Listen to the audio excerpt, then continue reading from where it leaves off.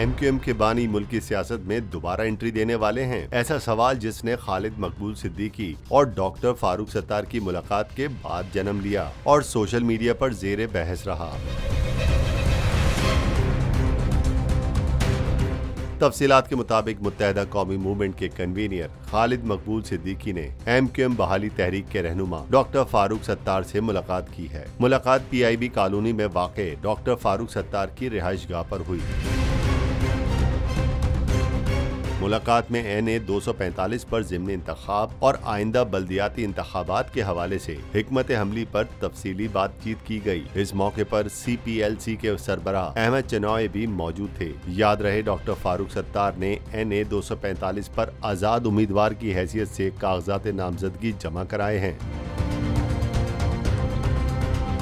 फारूक सत्तार ने 22 अगस्त 2016 के बाद MQM पाकिस्तान की बागडोर संभाली थी, लेकिन बाद में इनके दीगर पार्टी रहनुमाओं से इख्तलाफात हो गए थे।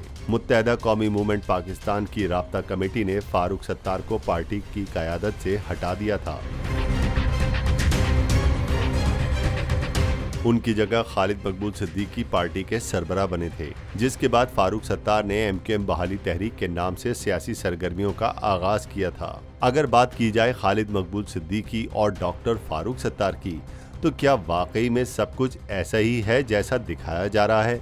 बज़ाहिर तो मुलाकात इंतखाबी अमल का एक हिस्सा लग रही है, लेकिन क्या सब कुछ वाकई में ऐसा है जो दिखाई दे रहा है, या बात कुछ और है जिसे अब तक सीग़े राज में रखा गया? अल्ताफ हुसैन की वापसी के सवाल में कितनी सदाकत हो सकती है, और इस बारे में आप क्या कहते हैं? नीचे कॉमेंट जरूर कीजिएगा।